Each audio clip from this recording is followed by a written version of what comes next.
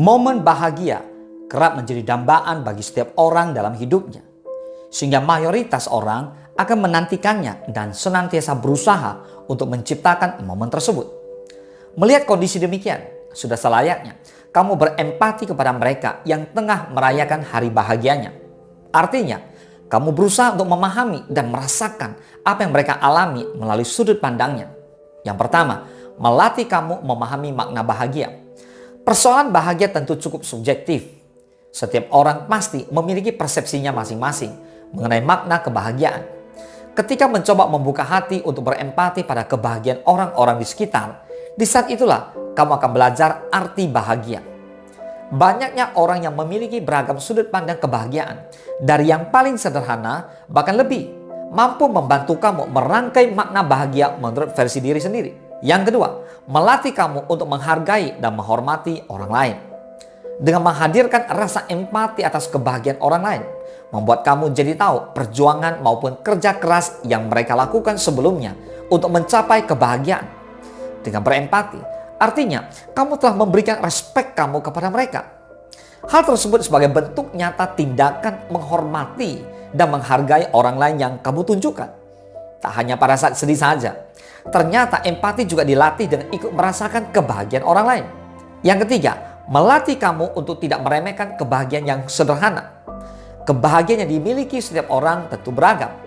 Ada yang datangnya dari sesuatu yang sederhana atau lebih dari itu.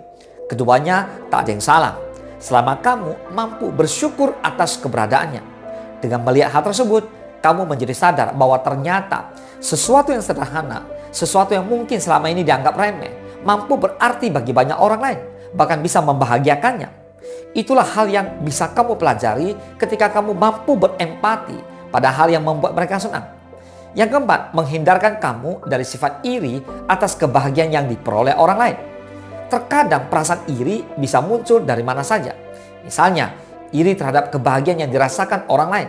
Alih-alih ikut senang, justru kamu tanpa sadar tidak suka melihat mereka berbahagia. Namun, dengan membiasakan diri untuk berempati kepada kebahagiaan mereka, kamu akan terhindar dari hal buruk seperti yang saya jelaskan tadi.